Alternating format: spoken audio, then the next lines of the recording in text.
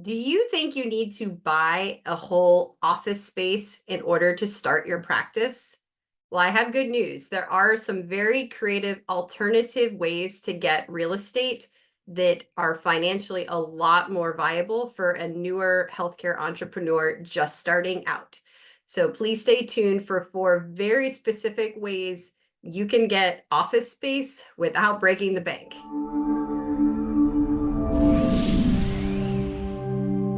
Hi, I'm Dr. Annie DePasquale, the founder of Collaborating Docs. We help NPs and PAs get connected to fabulous collaborating physicians. Today, I'm excited to talk all about real estate, how to get really good office space to run your new practice without killing your wallet or your bank account, and just the stress of having a looming mortgage or a huge lease agreement that's terrifying and weighing you down. You have plenty of things to worry about starting your practice, but finding a good office space should not be one of them.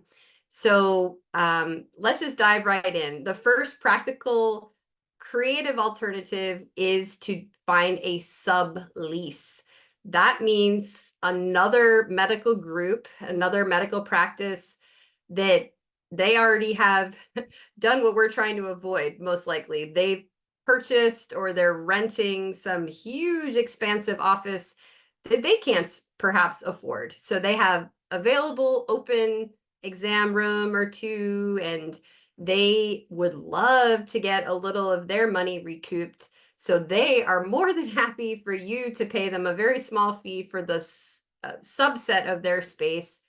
And there can be added perks to doing this. For example, you might be able to use one of their medical assistants or their receptionist to also help your patients. Obviously, there may be a fee for that, but it's sort of it's already set up, so it's often can be negotiated at a more affordable rate for that kind of situation. So how can you find these folks? Often it's through networking, right? Who you know. So going to networking events of other healthcare professionals can help a lot. Just talking like, hey, do you know anybody that maybe got too big of an office space they can't even use at all? You could cold call, like if there's a really nice medical office building near where you live, you could just call all the folks in there, or even walk over and door knock, we call it, and just ask them, hey, do you ever have space, and see what you hear from their office managers.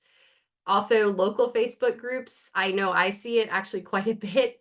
I'm in the several groups in Arlington, Virginia, and I see it all the time, actually. People saying, we have some medical office space available for sublease. So the second tip is to look at salons or other small office rentals. So if you especially are in a field that would lend itself well to more of a salon atmosphere, especially if you're doing, say, aesthetics would be the obvious one, or IV hydration, if they can offer you a room or like a partition, a lot of the benefits that I just spoke of would apply. You can use their waiting room, you might be able to use their receptionist. And the even better thing about this is you will most likely be able to get some very good clientele as they're getting their hair cut. They see what's going on behind door number one, and they're excited to perhaps start getting their Botox there as well. So if you do negotiate a deal in a salon, you have to make sure part of the negotiation of your deal with them is to have really good signage, or perhaps even work out some kind of referral fee. If they talk you up to every client that comes in the door, they get a small cut of the folks coming to you. It's kind of a win-win really for everybody.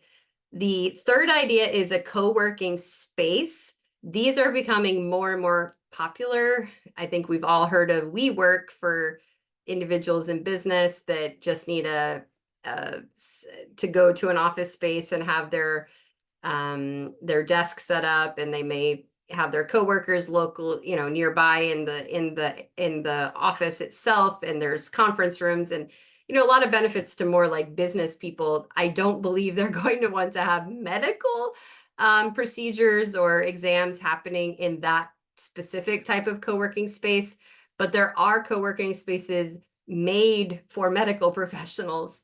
So you just need to investigate which ones are in your community and what their rates are. But usually they give you a smaller sort of, it's at a smaller fee, and often, you may need to adjust which exact exam rooms you're using that day. And, there's a little flexibility, but being willing to work with them, you are going to absolutely pay a smaller cost than having to go and get your own space. And the fourth and final creative idea is to have a mobile practice. Why even get office space at all? You can just have your vehicle taking you to patients' homes. You could do sort of a concierge type of practice. I see this locally here in Arlington with both primary care and especially urgent care. The medical professional will come to the home and do the exam. You definitely can do a tax write-off depending how you set up your business, but usually your vehicle would then be more of a write-off. And it can be very affordable that way. Patients love it. They can, usually you can charge a premium for this kind of unbelievable door-to-door service. It works very, very well for cash practices. But even if you're taking insurance, they're not going to, insurance will not reimburse for your driving, but you can still have a nice patient panel that you visit in their homes. So I would say overall, don't be frightened starting your practice by the real estate concern. You definitely don't need to buy, and you don't even need to rent a huge office space. You can definitely sublease from someone else in the medical space. You can work with a salon or a business sort of like that, especially if you're doing aesthetics. You can use a medical co-working space or have a mobile practice. So hopefully this gives you some good options for yourself. And I look forward to hearing. Feel free to put in the comments, actually, if you have used any of these methods.